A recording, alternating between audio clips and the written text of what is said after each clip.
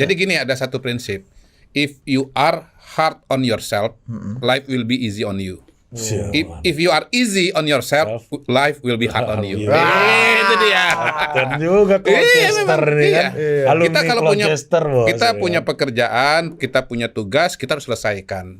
Kita studi walaupun berat harus kita selesaikan gitu. Karena kalau kita nggak selesaikan studi kita yang berat itu ya selamanya kan kita nggak bisa dapat gelar. Mungkin kalau PNS nggak naik pangkat gitu kan. Kalau kita nggak tanggung jawab keras, walaupun ngantuk, walaupun capek mengerjakan tugas, ya tugasnya nggak selesai. Betul. Habis itu ya life will be hard on you. Kenapa nggak ada yang datang lagi sama Anda? Karena tugas Anda nggak Anda selesaikan dengan baik. Kalau kata penyair Arab Badui itu dia bilang gini, semua terasa ringan bagi mereka yang sedang mencinta. Nah, ada caranya ya kita kalau mau bisa disiplin atau bisa melalui masa-masa sulit adalah dengan membayangkan situasi di mana ketika yang berat itu sudah berlalu. Gitu. Saya pernah mengalami salah satu momen yang kayak begitu waktu dulu sekolah di Inggris, malam Natal orang liburan, saya tetap kerja, berat banget karena musim dingin di Inggris. Di Inggris saya ngambil shift kan kerja malam gitu, saya bawa sepeda karena bus nggak ada, rupanya berat banget naik sepeda itu. Nggak kebayang sama saya baru sadar bahwa kota Colchester tempat saya studi itu pertama naik, gitu, turun, naik, turun. Yang kedua, malam Natal itu anginnya kencang banget. Jadi saya naik sepeda itu dengan melawan angin. Lagi winter itu ya. Dan waktu itu karena musim dingin pakai jaketnya tebal. Bayangkan lebih berat lagi. Ya, jadi singkat cerita begitu nyampe di tengah kota di downtown itu saya masuk angin. Sementara saya harus kerja lagi. Nah, saya terduduk di toko yang tutup ya kan, pada tutup semua kan malam Natal kan. Jadi Boxing Day ya. Boxing Day, betul. Jadi saya memotivasi diri dengan cara mengatakan kepada diri sendiri, self-talk, bahwa kamu harus kuat. Kamu bayangkan 10 tahun, 20 tahun dari sekarang, kamu ngelihat dirimu seperti ini, pasti kamu akan tersenyum lebar. Kalau bisa melalui masa sulit ini. 20 tahun kemudian, bagus, Mr. Bagus. Iya. Nah, sekarang saya bisa ngomong pada diri sendiri bahwa ya apa yang saya envision waktu itu betul-betul terjadi. Saya bisa tersenyum melihat saya yang 20 tahun karena lalu itu. Mr. Q udah ngomongin soal Inggris ini. Jadi saya mau nanya lagi nih. Ada satu cerita. Bener gak? Dulu Mr. Q belajar statistiknya sama Daniel Hutagalung. Itu pengakuan beliau di mana-mana. Kok dari itu belajar sama gue? Itu benar.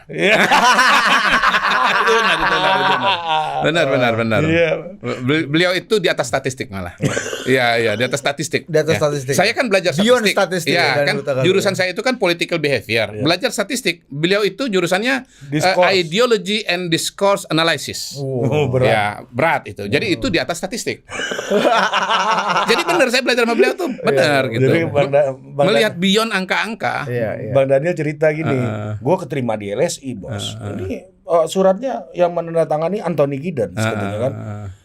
Gue lihat mata kuliah silabusnya, ada sosial statistik. Wah ini mampus gue. Hitung-hitungan kan? Iya, dia dapat di kampusnya Mr. Q, Essex ini, Colchester kan. Oh nggak ada statistik. Ternyata pas masuk ke kampus ada pelajaran statistik namanya political explanation. Ini yang kan dia gitu ngambil analisis kali ya. Sebetulnya bukan karena tipu ya, cuman memang kita aja belum paham bahwa di Eropa, di Amerika yang namanya political explanation itu dasarnya semua adalah statistik. Jadi jurusan ilmu politik kalau di Eropa, di Amerika tahun 2000-an awal itu dan jurnal-jurnal itu basisnya semua statistik. Nah, kita di Indonesia ilmu politik pada waktu itu semuanya kualitatif. Karena pada masa Orde Baru kan yang namanya pendekatan kuantitatif itu tidak berkembang. Pendekatan kuantitatif itu baru berkembang di era reformasi loh, terutama setelah pemilihan langsung. Kenapa begitu? Karena pertama ya pendapat publik itu menjadi penting ya, karena itu adalah demokrasi yang bebas. Yang kedua dengan adanya pemilihan langsung itu membuat kita tuh harus berusaha angka-angka itu menjadi bermakna. Karena angka-angka itu sebetulnya adalah perilaku politik dari masyarakat gitu. Ketika orang-orang udah baru mulai belajar setelah era musim semi pemilu di Indonesia, orang-orang yang menikmati pelajaran itu pada masa akhir-akhir Orde Baru seperti Mr. Q, mungkin Bang Celi dan Prof. Saiful Mujani, itu udah tinggal menikmati panen itu ya, panen raya itu ya. Itulah namanya rezeki. Tapi kamu Bang Daniel datang nggak ke waktu lahiran anaknya Mr. Q? Jangan di sini. Jangan, nanti nggak dapat konteksnya penonton. Nanya aja. Ya kalau Mr. Q datang ke lahiran anaknya Bang Daniel, udah pasti enggak. Karena beliau selibat. Bukan pastor tapi selibat. Langsung aja masuk bicara heart sama isi nih, kan? Soal anak. Iya, bukan. Swift ke politik.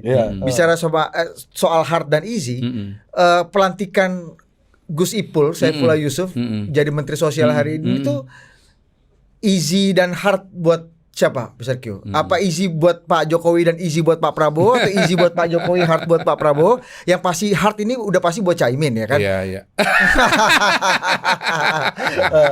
Saya nggak tahu. Dan saya tidak pernah diberitahu. Caimin bukannya dapat undangan? Saya tidak pernah diberitahu. Lo undangan udah sampai? Saya nggak tahu. Siapa yang ngomong gitu? Caimin. Ini dialog beneran. Beneran. Enggak, waktu soal RUU Pilkada. Kan Caimin nggak dikasih tahu PKB itu, aduh. Iya, kemajon nih. Ini soal RUU Pilkada, bukan soal pengangkatan Gus Ipul. Bukan. Soal RUU Pilkada aja Caimin nggak tahu, apalagi soal Gus Ipul. Tapi kan PKB ikut, fraksi PKB ikut mengirim orang di balik waktu itu. Nah itu dia. Saya juga bingung kenapa saya nggak tahu. Wajah flat. Yang urusan PKB aja Caimin nggak tahu, apalagi hak prerogatif presiden itu soal Gus Ipul gitu. Kalau yang saya yakin pasti easy adalah bagi Gus Ipul. Jadi gini, Gus Ipul ini mungkin nama lengkapnya itu sebetulnya atau nama aslinya itu sebetulnya adalah Saifullah Untung. Bukan Saifullah Yusuf, Saifullah Untung. Karena perjalanan beliau ini jabatan tuh datang kepada beliau. Gampang ya. Iya. Maksudnya mudah ya. Iya, mudah. Ini ada alumni gue satu lagi berarti masuk menteri nih. Siapa? Gus Ipul. Anak UNAS, Bos. Satu lagi siapa? Enggak, maksudnya sepanjang Gus sejarah. Gus Ipul kan udah pernah jadi menteri PDT kan. Ya, sebelumnya Gus Ipul juga kan. Iya. Berkembang juga. Gus Ipul. Itu Saifullah Yusuf itu pernah dulu dia menteri PDT pertama kali. Kemudian dia lepas dari itu jadi wakil gubernur buat Pak Dekarwo kan. Dua periode loh. Ya, kemudian maju calon gubernur tidak berhasil. Tetapi kemudian jadi wali kota gitu. Dan dicalonkan oleh siapa coba? Oleh PKB, oleh Caimin yang notabene adalah lawan politiknya. Jadi saya ingat loh tahun 2000 berapa ya ada Munas PKB di Semarang itu. Itu ya Gus Ipul itu rencana mau maju calon ketua umum. Tetapi semuanya sudah kalah cepat konsolidasi dengan Caimin sehingga kemudian nggak berhasil kan. Tapi pada gilirannya kemudian Caimin mencalonkan Gus Ipul sebagai wali kota Pasuruan. Dan pada hari ini diangkat jadi Menteri Sosial. Dan sebelum jadi Menteri Sosial kan jadi Sekjen PBNU. Masih ya, jadi Saifullah Untung namanya ini.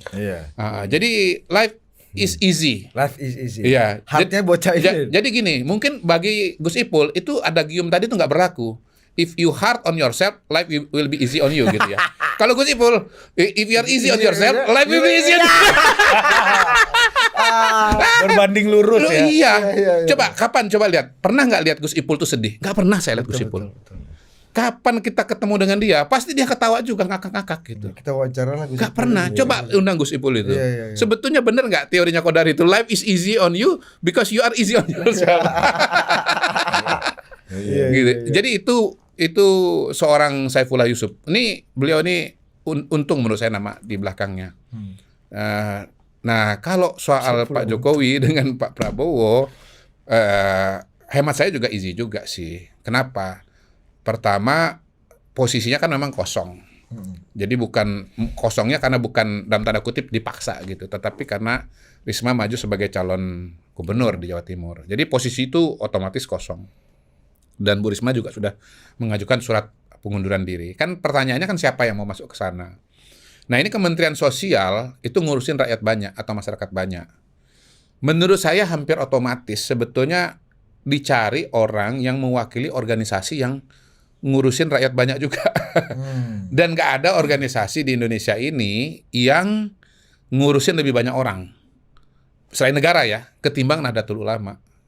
Karena memang Nahdlatul Ulama ini kalau kita survei yang mengaku sebagai warga NU itu kan besar sekali. Sampai 45 bahkan 50% dari Ormas Islam Indonesia. ID-nya ya. Iya, Ormas ID-nya. Bagus nih. Ini terminologi baru nih, Ormas ID ya. Baru ini. Jadi selama ini yang dikenalkan istilah Party ID kan. Ini Ormas ID. Tinggi Ormas ID ya. Kenapa kita orang survei nggak kepikiran ya pakai istilah itu ya?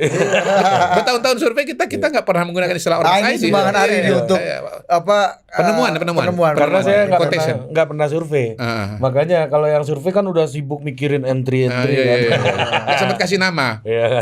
Jadi Ormas ID-nya tuh tinggi sekali kalau bicara Nahdlatul Ulama. Dan masyarakat NU itu dikenal memang sebagai mayoritas kalangan grassroots. Ada juga pedagangnya, ada juga kalangan terdidiknya. Tetapi proporsi terbesar adalah kalangan petani, nelayan, wong cilik lah, kira-kira begitu. Jadi saya kira otomatis secara secara konstruksi sosial, ini siapa yang cocok jadi menteri sosial? Dicarilah yang memang punya umat yang besar gitu. Nah, setelah ketemu di situ, berarti harus dipikirkan orang yang mewakili organisasi itu.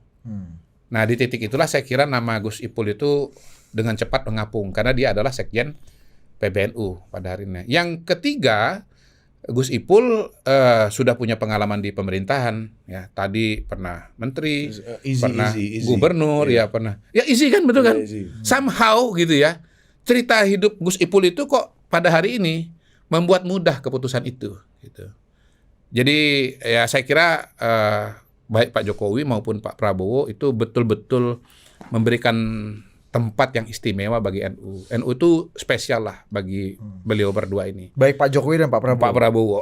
Dan karena itulah menjadi sangat mudah untuk memberikan mengarahkan dukungan atau keputusan ini kepada Saifullah Yusuf gitu. Jadi saya kira itu keputusan yang mudah bagi Pak Jokowi dan Pak Prabowo. Dan saya yakin sih bahwa nama ini selain muncul di Pak Jokowi juga pasti dibicarakan dengan Pak Prabowo. Sepersetujuan Pak Prabowo pasti, juga? Pasti. Pada fase-fase ini saya yakin itu keputusan... Kita nggak bisa mendefinisikan bahwa Pak Prabowo dan Pak Jokowi akan lean ke PBNU ketimbang ke PKB gitu. Pertanyaan Budi kan itu sebenarnya tadi. Karena dua menterinya yang menjadi representasi NU dua-duanya seberangan sama Caimin loh. Gus Yakut dan juga Gus Ipul nih sekarang. Iya, ini Calvin Verdong ini. Selain menahan bola juga bisa menggiring bola ini. Saya lagi cek wetonnya Gus Ipul gara-gara Mr. Q ngomong isi wetonnya apa nih 28 Agustus 64. Saya kira siapapun pemerintah akan berusaha menjaga keseimbangan. Itu yang saya pilih ya terminologi ya antara NU dengan PKB. Karena kita lihat PKB dan NU kan pada hari ini seperti berbeda jalan ya. Ini kan kalau kita bicara terminologi ini dulu ada acaranya Family Feud namanya nih.